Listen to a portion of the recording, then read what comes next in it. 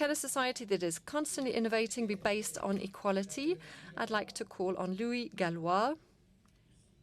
Thank you. Pierre-Yves Joffard. And the debate will be moderated by our friend Eric Orsena, who is a pillar of sham. Yes, hello, hello. Now, we have learnt that there's a link between life expectancy and the level of education. Now, given the excellent studies carried out by our 3 participants, there will be no problem for them. And as I'm immortal, I don't care anything about that anyway.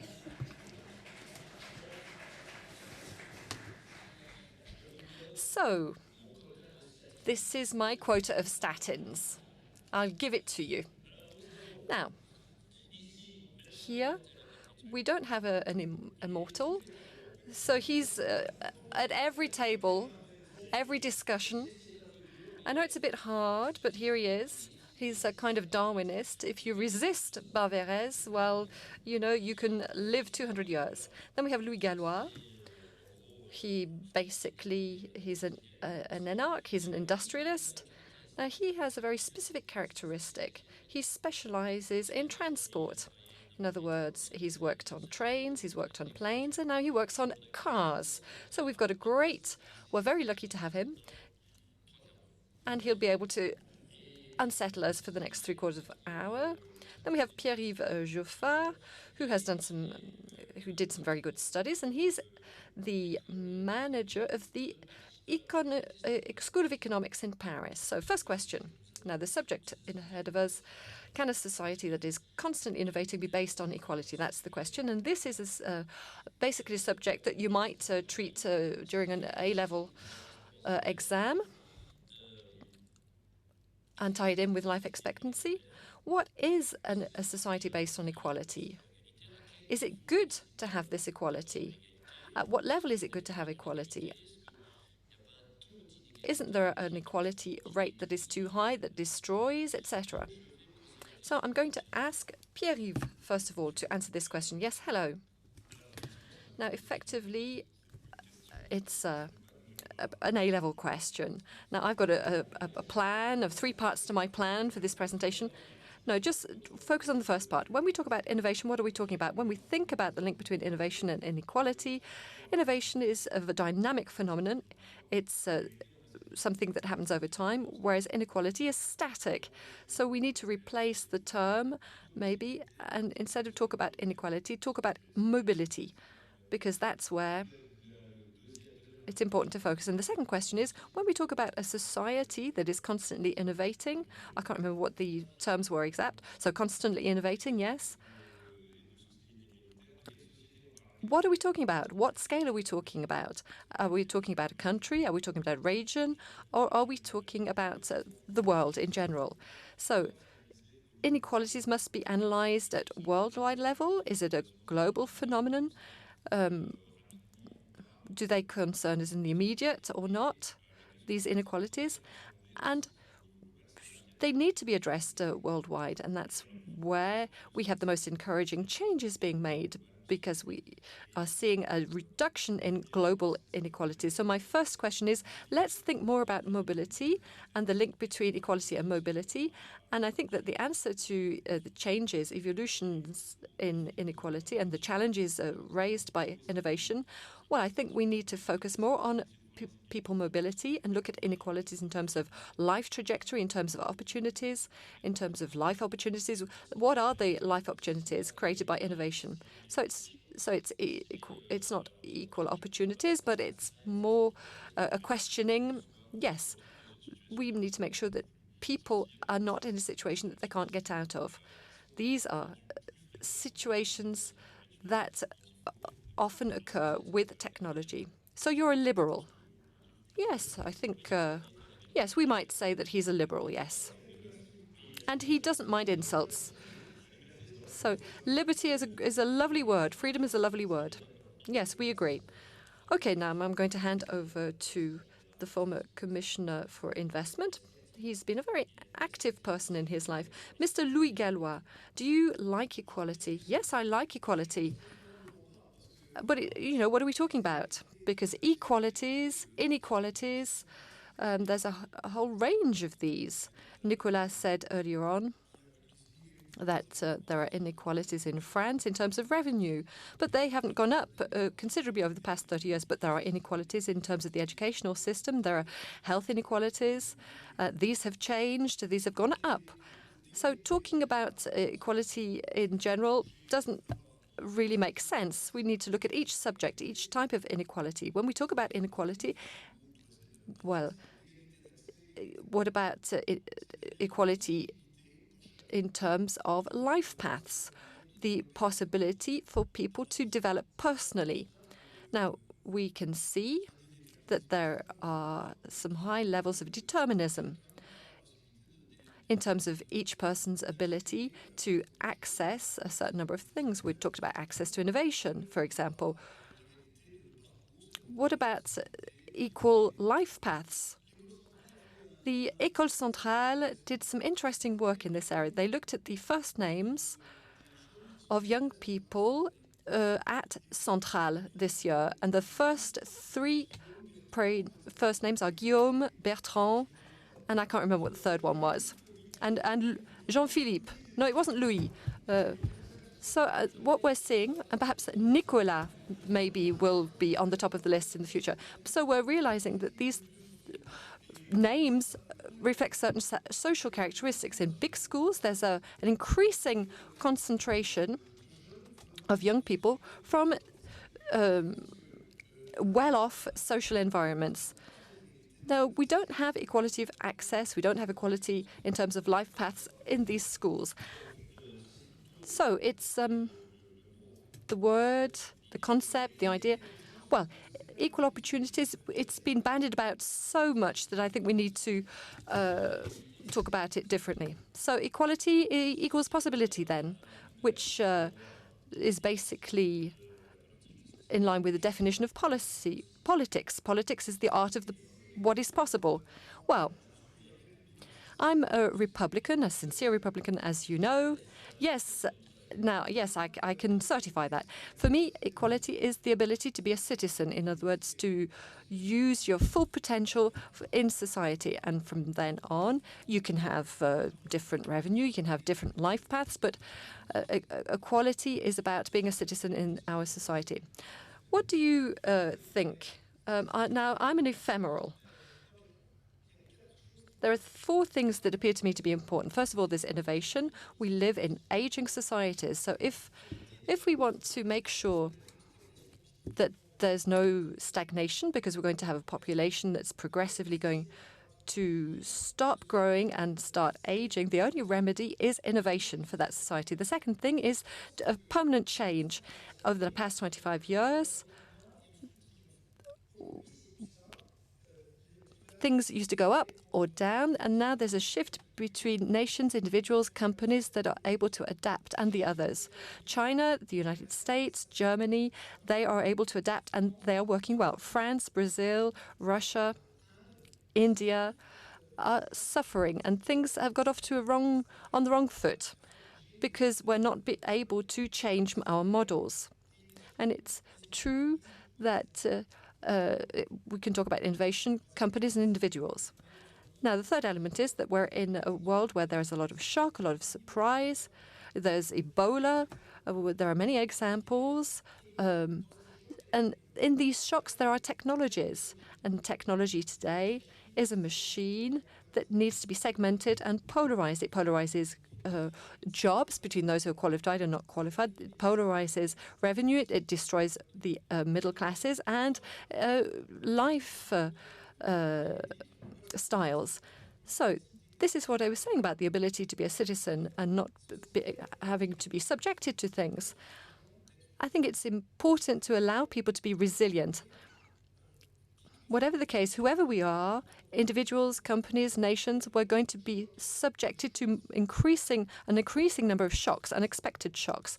Either we just let ourselves be subjected to them, or we can react to these and continue along our life path. In my mind, this is the way, this is the concrete concept that we need to follow to express this citizenship.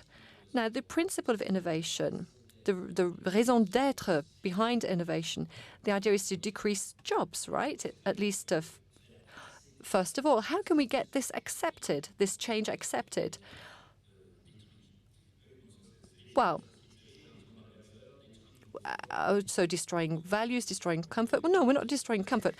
Innovation does destroy jobs, and that's its goal. That's the purpose it serves. So I was thinking about the last 3 innovations over the last millennium. So the electronic treatment of healthcare sheets, motorized tractors, and another very old invention.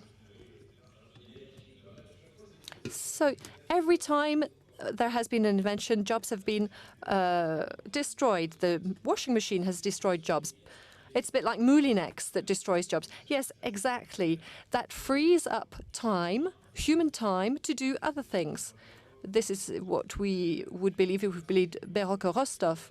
So freeing up the labor force. So this came about with the agricultural revolution. This is what created the condition for the industrial revolution. We had to free up time so that men could be devoted to other things, could work on the ground or whatever. And that's how arts and crafts came about. That's how industry came about, cities came about, culture, education. That's why we're all here. So these innovations, well, if they hadn't destroyed jobs, they wouldn't have created all of this. So the virtue of innovation is to destroy jobs. Now, of course, innovation destroys jobs, but it comes back through the window, back through the back door, and recreates jobs because there are going to be new products, products that are not as expensive, that allow an increase in purchasing power, that create higher demand for other products, and that's going to generate jobs. The difficulty is what Nicolas was saying. The direction in which technological progress is going may be biased. Very often, lowly qualified jobs are being destroyed. So there's a kind of technological bias in the nature of these jobs that are being destroyed and the nature of jobs being created. And so the real question to be thought about is how through training policy, we'll come back to that, yes we will. So the main stake is that. So the future jobs of the future will not be the same as jobs of the past, and that's where the challenge lies. So the inequality factor, the intrinsic inequality factor, intrinsic to innovation, that is exactly that. So destruction, job destruction, and then job creation. Yes, I've just experienced a terrible trauma. It's for the first time in my life, I'm entirely in agreement with Nicolas, and that is traumatic for me. So in line with people from the High Authority for Health. So these are very unexpected things that are happening around this table. My personality is such that I can only come together around this table. I'd like to say a few words about permanent innovation because I think it's very important. It's linked to globalization. It's linked to the fact that the borders are opening and technological means are preventing us from going backwards. Now, companies have no choice in terms of constant innovation. They have to constantly innovate. A company that is not constantly innovating cannot stand out from its competitor. It will be missing the boat. So companies are entirely focused on innovation. Now, societies will maybe be sucked into the same dynamics because with globalization, they're going to be constantly called on from the outside, which was not the case in the past. We could maybe live nicely without being obliged to see what's happening outside, but that's not the case anymore. I think it's going to be complicated, much more complicated in the future because a society is not a company after all. It's an assembly that is highly more diverse and complex. But there will be no choice about this. We're going to have to accept the idea that innovation will be constant in our society. And the problem is really to look at how this constant innovation might not upset all of our social equilibria. And to go back to what Nicolas was saying, we need to make sure that our societies are resilient to this permanent innovation and the shock that it creates. We have some examples of this. The Air France pilots, for example, they're currently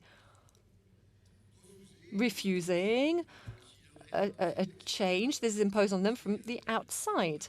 It's being imposed on by the development of low-cost airlines in Europe. And this refusal is a stalemate for them because it's going to probably lead, well, if they win, it's going to lead to the fact that Air France will have to fall back on itself, and it will find itself in a corner between low costs in Europe and airlines in Abu Dhabi or Qatar or Singapore for long courier trajectories. So these pilots need to accept the idea that they're in a situation where they're going to have to evolve rather than looking at, well, they'll have to evolve. They have to find a new kind of balance. So it's a new kind of job for our society.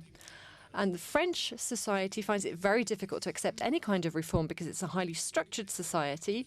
And so it finds it very, very difficult, given the pressure exerted by constant innovation from the outside. Yeah, I'd just like to add what you've said. I've been working in cities for 3 years, and I've been seeing cities and spaces focusing on constant innovation, because there's the same competition between cities and areas as between companies. We've got to innovate for the same reasons, not of competitiveness, but the square root of competitiveness, which is attractiveness. And our real difficulty to accept change in France, in my mind, is that we think that what we've experienced will always last, that it'll last forever. There's a feeling of stability. It's an old society, and we are clutching at our past, and that is how things are. But as the Japanese say, everything that has a shape is necessarily called to pass. And I think that's the whole point. It's a landmark of our life, because there are no lines in nature. You've got cycles in nature, the cycle of metamorphosis. Nicolas. Well, metamorphosis. Oh, I launched that. I knew that metamorphosis was going to be a good thing. Well, the difficulty of this point in time is that our metamorphosis is radical. We all know that we destroy and we create, but in actual fact, we destroy more than we create. So if you take a look at life expectancy that has grown considerably, and the free market has enabled us to increase life expectancy by 20 years in 2 centuries. But there are two things. On one hand, you have globalization, as we've just been reminded. That's to say that it's the first time that we're living in universal history through capitalism. In Brodel's model, there were cities such as Seville and Amsterdam and New York. They're world cities, but we have a network of world cities that compete today, which is different. We have New York and London, perhaps Berlin, perhaps Istanbul, Lagos, Shanghai, Hong Kong, Singapore, and so on. So you can see it's a network. And that has completely changed the face of things, because quite apart from the technical innovations, we've got social innovations. But there's always been competition between corporations and countries, but within a national framework, which we got used to. So that's the first thing. The second difference, which is not yet solved, it's an open issue, is that the technological revolution is different from the others. I think it is because if you take a look at the major revolutions, steam engines, electricity, oil, penicillin, these were breakthroughs in different sectors. But today, the fact that we've gone from the age of machines on to calculations, network, and data is something that affects everything, and it's going to change all the jobs, including health. Let's take hotels as an example. If you run a hotel in the luxury sector, it's the sheikhs of the Middle East who own the walls. The American reservation booking center is going to take the bookings for you. And what do you manage? Well, just the staff who clean the rooms. And in the future, Google is going to be able to do for you what the insurances can't do. Google will work for the hospitals. They'll be able to select your patients, say, sir, you're probably fed up with looking after people who don't suit you. You can have a portfolio of customers based on data, and you can give me X%. I'm guaranteeing your business and your profitability, and all you have to do is care for these people. And the same goes for insurance. The insurers will have the prudential ratios. They'll have all the regulators on their backs for their problems of equity. And Google will say, well, I can fix that. And if you don't want to do this, somebody else will do it for you. So take it or leave it. And the feature of what I've told you here is that all of these activities are going to be affected in a very spectacular way. Much deeper than just in their financial aspects, but in the way they share their values. And you must not believe that health will be an exception. Everybody thinks that health's outside that, but it isn't. It's part of globalization with the rich Chinese who are leaving China for health and education. They go and get health care elsewhere and have their children educated elsewhere. In a certain number of countries today, we all know of countries such as India, and countries in Central and Eastern Europe that the offer of care is wonderful. So health in globalization is part of the technological revolution, with potentially the same, in fact, impact as the one I described on hotels. So that is the reason for which as in any technical revolutions, there's a sort of sieving effect because some go through the mesh and others don't. They just... It seems to me particularly important to see that because of this aspect that means it's going to affect all sectors of business and all of the different parts of the chain of value. Louis Gallois. Well, yes, I could perhaps add something to that. I could illustrate a few cases. I always agree with what Nicolas said, which is a big concern for me. But anyway, if you manage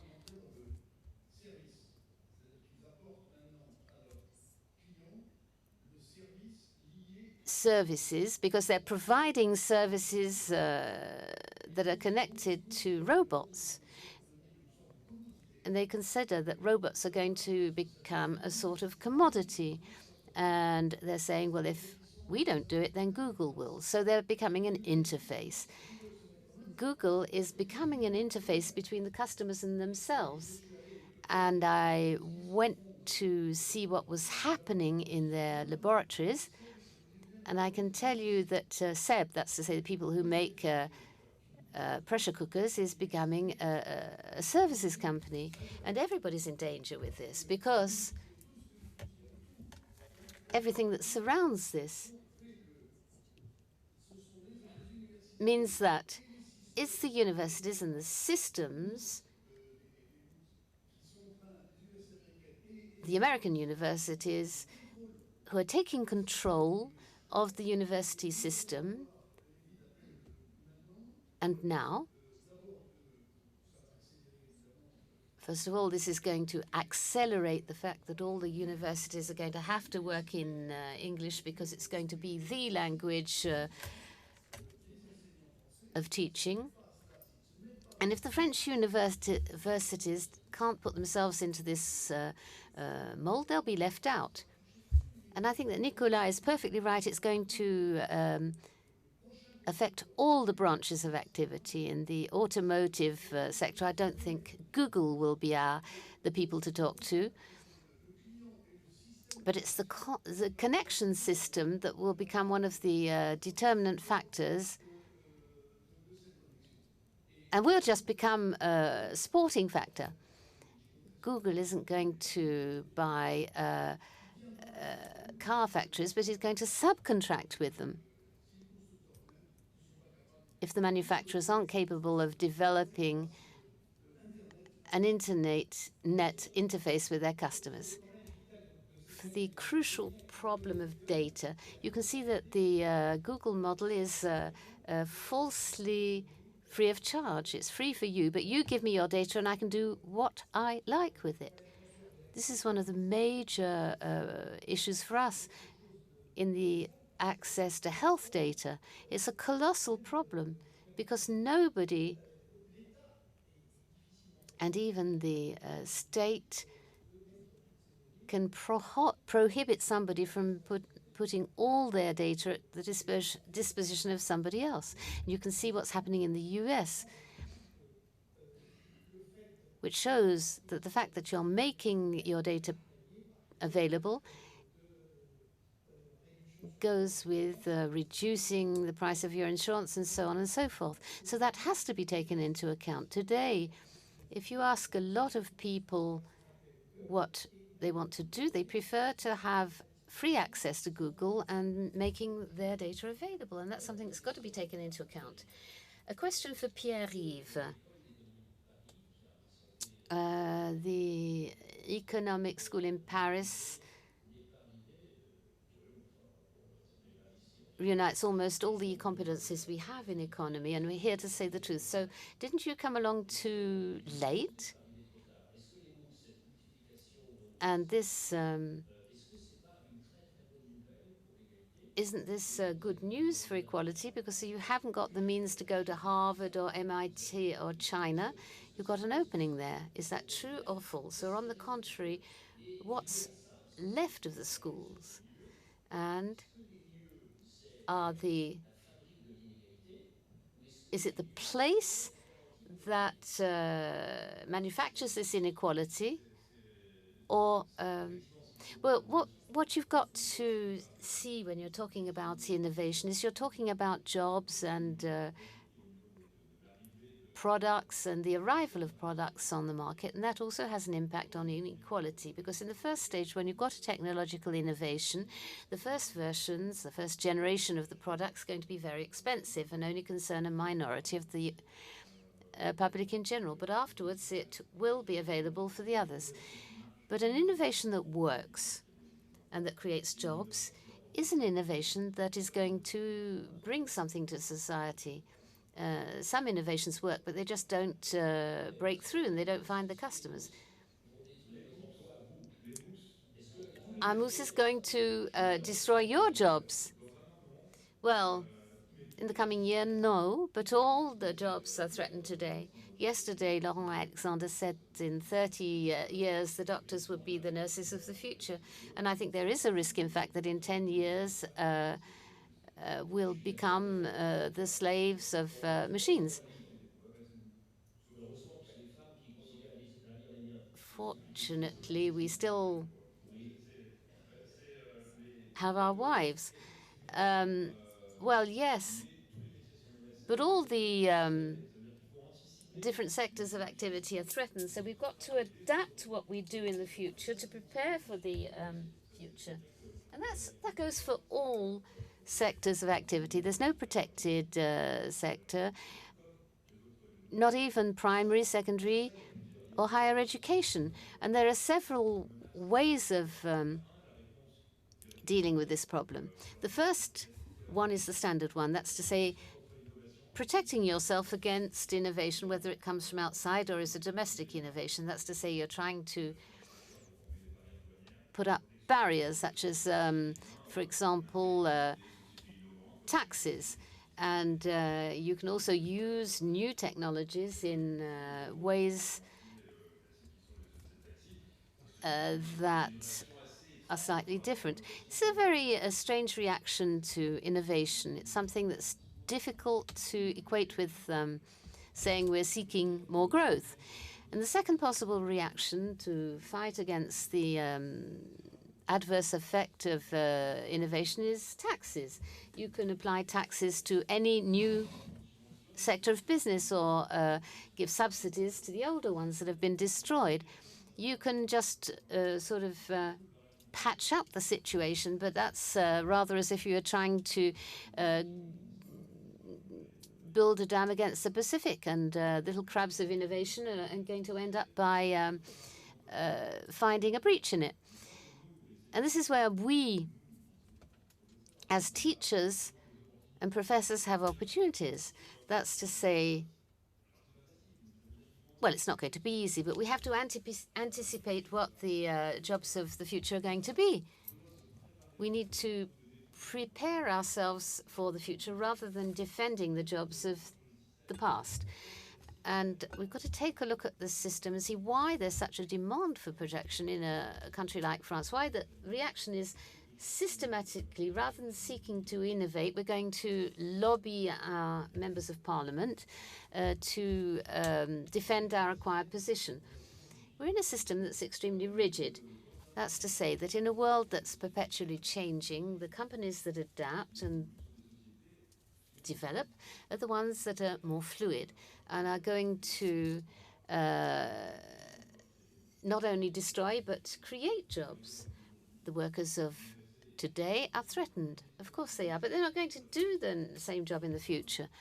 And they should know that they have the possibility in a fluid job market, something more flexible and more fluid, to say, well, after all, I've got no job, but it's not a disaster because I'll find a new one tomorrow. And the companies are quite right to ask for protection because the risk of losing your job is so high at the present time. The risk of the impact that that's going to have on your life when you're talking about creating resilience, we're far from that stage yet. Because in actual fact,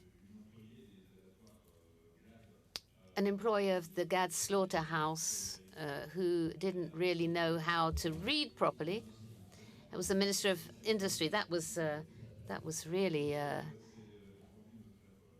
very good one, but I don't want to be covered in tar and feathers next time I go to Brittany, so I won't make any comment on that. But they're quite right to fear that they may lose their jobs. You've got to change the system.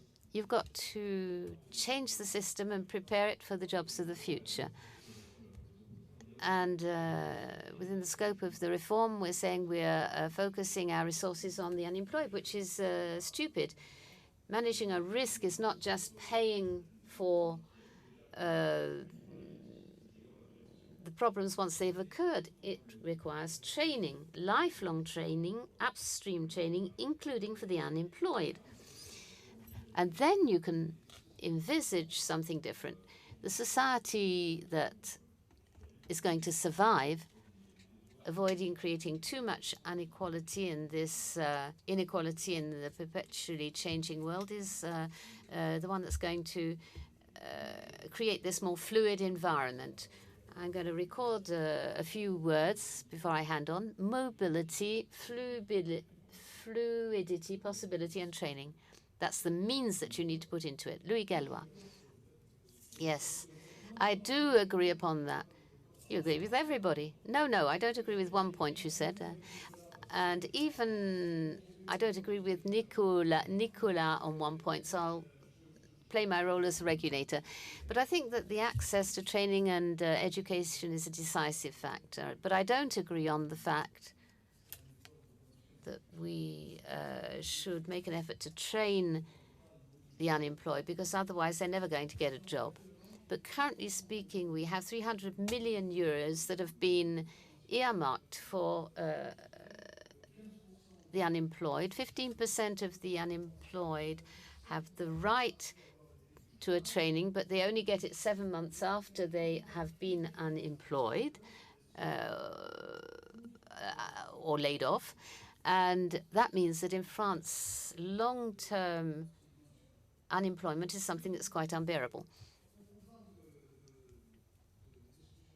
We've talked about destroying and creating value, but I don't think innovation is something that should be should be lawless. It's quite natural that Google should have a dominant position, but a dominant position can be controlled. And it's quite abnormal that they should not pay tax. Everybody should pay their share of the collective costs. So there should be a form of regulation. In addition to that, I think we should think about a regulation system that's adapted to globalization and do so very quickly, because the process is accelerating fast to the benefit of those who've already taken up strong positions. Google is applying a policy of terror around itself. That's to say that any company that starts up a search engine is bought up. They're creating a void, and I don't think that's going to last. We're getting to a system in which Google is becoming a society in itself, isolated from the rest of the world. They're creating their own university, their own philosophical system, their access to immortality. Well, I protest. We have the label, we have the name. I'm going to get them to pay a tax for that. I'm going to become very rich, and every time they say that, I'm going to get royalties. Well, we think that since we're on TV, I should tell Google that I'm much more expensive than they actually thought I was. Yes, I think this phenomenon of regulation is visible. The problem is this huge difficulty to implement global regulations. So, Nicolas, maybe you can tell us how we can do this. I'm really interested in some quick fixes and some good solutions, really. So, and we talked about the precautionary principle. Every year in Chamonix, don't worry, we do fight against this principle of precaution. We are in favor of the precautionary. We are for the principle of precaution, what London was for the French resistance. So there will be the call from Chamonix, just like the call from London of Charles de Gaulle. So we will renew this appeal, and even with music, because Guy Valencien promised me this summer when we were rehearsing that he would come with his accordion. So Guy and I are preparing a song for innovation, the appeal of innovation, accompanied by Guy on the accordion. I'm thinking about a petition on the precautionary principle, and I think I will put you as the #1 signatory. Now, Nicolas, you don't agree. Well, I actually do agree. I do agree. Firstly, we should recall that technologies shouldn't be categorized as the devil's solution. They are a means and not an end. Yes, Google is spectacularly trying to create the new human being of the future, and they use words that are derived from the Third Reich, which is quite spectacular. So it is a real drift, a totalitarian drift of this company, Google, which is quite preoccupying. But we shouldn't let ourselves be carried away, because we have risks, yes, but it's true that with this technology, there are many things that we could use to place them at the service of our own values. Now, secondly, on the theme of regulation, we need to be aware in France, because there's no capitalism without regulation, of course. But the problem of France is that every time you pronounce the word regulation, people think protection. So growth zero. We now have 6 million people in France. If you combine the people in the French overseas territories, we have a terrible trade deficit. We have GDP This huge problems. Okay, Nicolas, don't follow this terrible slope. We'd like to hear some good things from you. So all of these figures can be debated. If we refuse technology, we will aggravate a system. No, we are reconquering the system here. No, just, okay, one more minute. Well, what I'm trying to say is that for technologies, yes, indeed, we need to work on, and this is what the Germans are doing, and we are not doing, work on a European Google, and the Chinese are also working on this. Germans are doing it, whereas we just tried to explain that it was an open bar. If they just paid 60 million in subsidies to the press, Madame Merkel is much more serious on this point. And then we need to invest. There's a country when there's no longer any investment because we have such a confiscatory taxation on capital in France. There's no longer any investment. So we're going to have to free up capital. Okay, I rebel against that. And now, thirdly, we did say that education is the key. If we want to avoid this huge segmentation, we need to allow people to integrate these technologies. And the last comment I have is that you see what happened during Fordism. Everything was linked. Behind investment and capital, it's the way that you incorporate technological progress, but also social progress. We should never forget that to prevent this polarization, of course, we will have to invest in technologies and in companies, but there's also another important dimension of social progress and social organization that needs to be changed to avoid this tension and benefit from the very good sides of this technology, because it does have good aspects. Yes, you see, there is optimism. So, two rebels here. I'd like to hear from both of you. Well, Nicolas started talking in macroeconomic terms, and we could have an endless debate where people say we're no longer investing. Well, investment in France is at a very flat rate. Flat rate. That's not the good figure that you gave. It's flat. Okay. Let's say it's been flat for 6 years, which is true. What is not positive, and investment in Germany is also very flat. Let's not forget, in both countries, and that's not good either. No, I'm not saying that things are good in Germany, but we can't say people are no longer investing. What we can say is that we're not investing enough. And when you look at the difficulties in terms of zero growth, in a Eurozone where there's negative growth and there's no longer any inflation, France, it's very difficult for France, perhaps because it doesn't have the means currently. It's difficult for France to isolate itself and differentiate itself. Even Germany, we'll see this in its statistics for 2014, that even Germany cannot completely be isolated from this catastrophic economic situation in Europe. And Europe has now been the low-growth zone for 10 years in the world with Japan, and this is our structural problem. We have French problems, we have difficulties in reforming in France, but we also have a European problem, which is massive, and carrying out reforms without any growth and without any inflation is extremely difficult for everyone. Now, this was just to reassure Louis Gallois on his mental health and confirm that he's in great shape. Pierre-Yves, because we need time for precaution.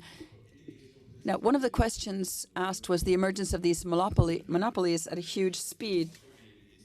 And this is where perhaps there is a new phenomenon in this innovation, which is that digital innovation is reducing intermediation, but it's also creating natural situations of monopolies anytime you have a platform.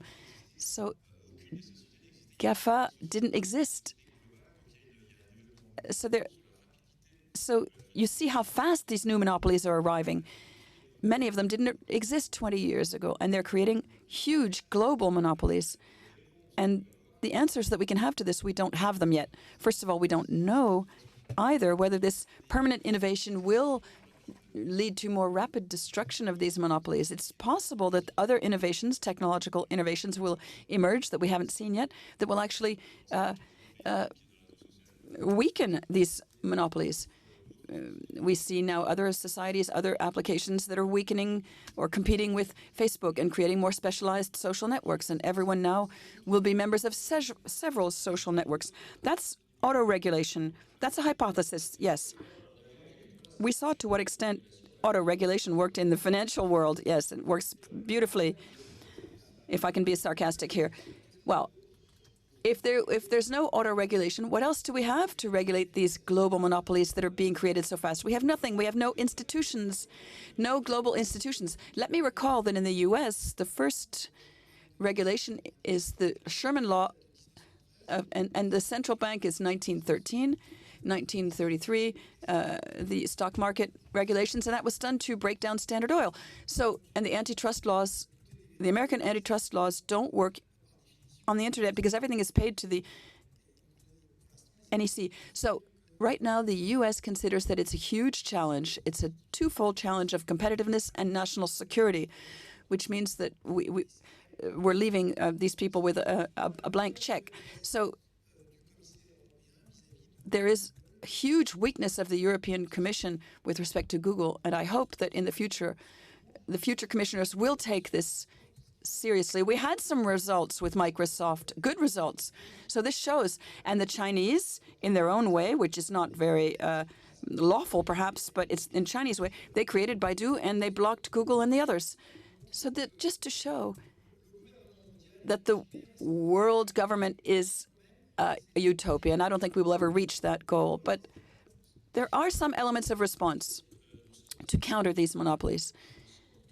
Something that we jumped over rather quickly, but that I think is crucial, is the more and more obvious ambition of Google to create a new human being, new man. Each time people have tried to have this ambition, the new man, it has always led to disaster with tens of millions of deaths every time. All of these huge utopia. Each time, the engine behind it was, on the one hand, an elite class, those who are connected versus those who are not connected. And among those who are inside this elite class or this sect, there's equality. So how do you react to this? This question, we see all of these huge, it's very similar to speeches that we heard by Stalin or the Nazis or the Maoists. We abandon all of the aspects that we think are old-fashioned, permanent innovation by human beings, and a new man will arrive, a new human being will arrive with connected devices, and he will be falsely egalitarian. How do you see this? Does this terrify you? Well, I think this remains rather utopian and rather speculative. I think you're speculating. I think we're quite far away from that. Well, the economy is here already. Well, let me come back to one point. I want you to answer that question. I'd like you to answer that question. And then you can go back to the previous one. In my life, I think I've asked more irrelevant questions than this specific question. So, okay, you're not interested in answering my question. Okay, I get it. I understand. I'll come back to it. Well, I am the moderator, and I demand that you answer my question, even if I'm the opposite of a moderator, because you all seem to agree. But I have to keep this going for an hour now. I'm an optimist, and I think counterpowers will emerge, and I also hope as fast as possible. In addition, Google doesn't have an army, and I hope they will never have an army. So what you were evoking always ended up in military catastrophes, and even the Cultural Revolution in China was a military affair. So this doesn't mean that there isn't a danger of hegemony from Google. So we do need to attack this. We need to fight this frightening utopia that they've created, and we need to combat this monopoly that is now of an amplitude that I think is unbearable for the development of our society. We cannot continue in this way with one company that, as Nicolas was saying, lives off of our data, lives off of the fact that it knows us, and it is now abolishing something that was essential in the past up to a certain time, which was privacy and intimacy. I'd like to ask one question and then we can go discuss the precautionary principle. Where do we innovate in France? Where are people innovating? There's a metropolization, which is concentrating a lot of the energies and dynamics and attractiveness in the cities. And then another society, more scattered, of medium-sized cities that don't find their role in the metropolises. And I'm not talking about the rural areas here. So we have a vision in this constant mutation or constant change of a France that could have with 7 or 8 metropolises, which could be combined to make Singapore. Because in Singapore, they don't have this type of small cities with 20,000 to 30,000 inhabitants. We were discussing this with Mr. Dorr, who's the member of parliament of this area. It seems that all the energies are in the big cities. That's where they're appointed. That's where we're quite eager for innovation, eager for skills from the outside world. And then, on the other hand, protection. And my second question is that there's a real demand from voters to be protected. So because we can't protect, we're lying to people. And each time people are lied to, the bill will arrive one day. And that's what's happening today. But no, I'm not making any illusions, political illusions here. I have a single possibility in the way I think. And I'm like George Bush Jr. Let me come back to your previous question because there was no answer to that. I think the answer is this, what we call hubris in Greek. We know that nations or companies, when you abandon yourself to a lack of measure, then this is what leads to catastrophe. This is what happened many times in the financial markets. And I think Google, with this company, and the documents exist, when they're trying to build a new man, I think this will lead to a certain number of reactions. I think they've gone beyond the limits of reason. And this is linked to the hubris concept in Greek.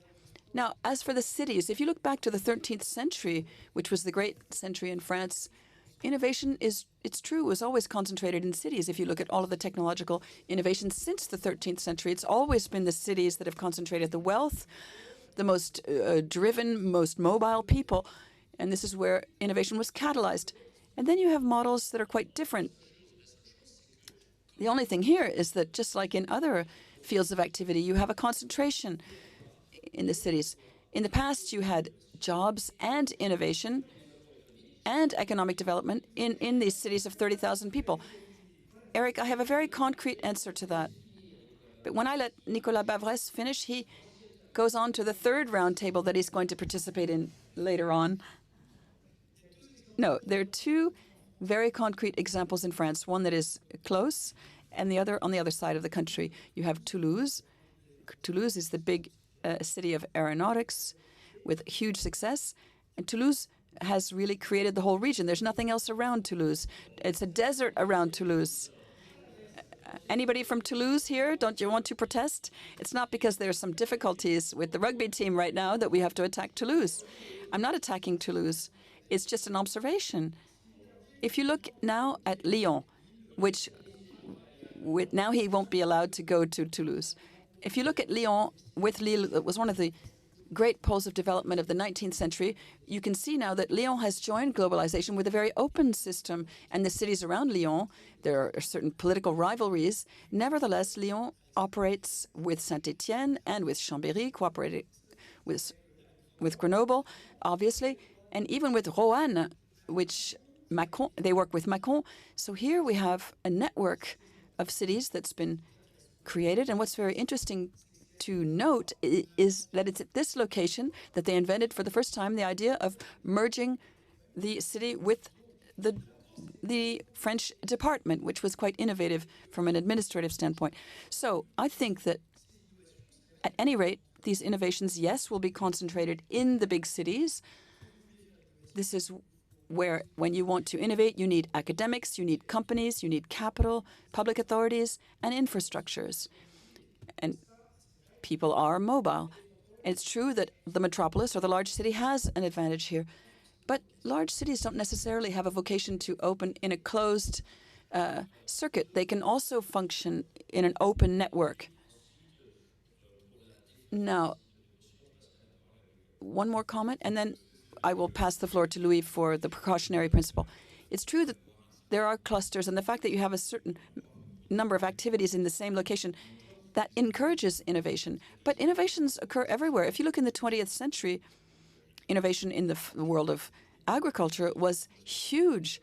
They improved agricultural efficiency and yield to an amazing extent. So you shouldn't see innovation only as something that's high-tech and produced in Silicon Valley or elsewhere. Nevertheless, yes, innovation and some of the most innovative professions tend to clusterize more and more. We see this with the financial evolution, where the financial world today in Europe is totally concentrated in London and has deserted a lot of activities, and a lot of financial professions have abandoned Paris to go and set up in London. Again, the tax issues are also play a role here, but it's quite practical for people to be near their contacts and all together in the same city. And internet doesn't necessarily abolish distances enough to abolish the need for geographic proximity. So yes, it is a big challenge. So Louis Gallois, 3.43 minutes. Why must we defend the precautionary principle tooth and claw? Well, that's an anti-sentence, if ever I heard one. Now, obviously, with Xavier Boulin, who's in charge of an authority,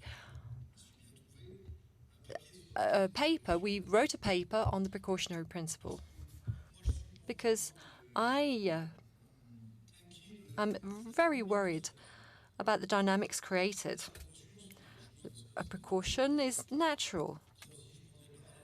And I'd like to draw a parallel with companies. Companies carry out risk assessments. They do a risk assessment for any kind of event. So they look at how to manage that event. In the Southwest, it's called risk management in English. We know how to do that.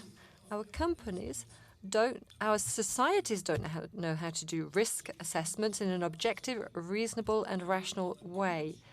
We are too emotional, and the precautionary principle is there for that.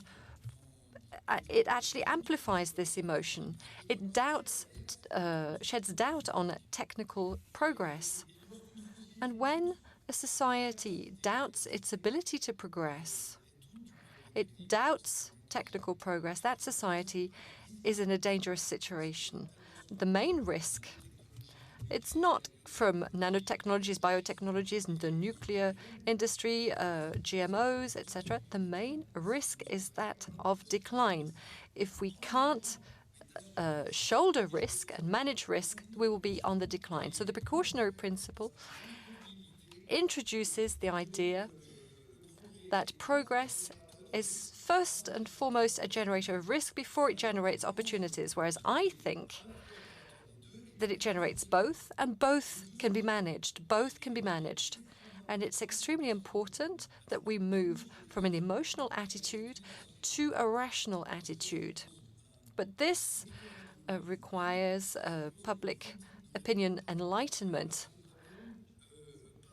We can't adopt short-term measures because short-term measures only focus on emotions and never on rationality. So Xavier Boulin is aware of this, probably. So my message is that we need to question the precautionary principle in the Constitution. I want an innovation principle that counterbalances the precautionary principle. Really, I'd like there to be nothing at all in the Constitution. I would like society to take on and manage the risks of technological progress, keeping in mind that this progress is what has extended our life expectancy by 30 years in the space of a century. Thank you. Thank you. It's quite unlikely that France, with its Enlightenment, includes in its constitution, in its laws, this precautionary principle. And let me just repeat what's already been said.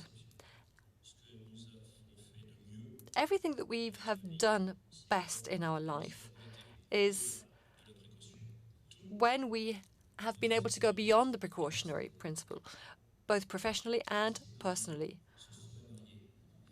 So whoever has got married would have got married, wouldn't have got married if they'd followed the precautionary principle.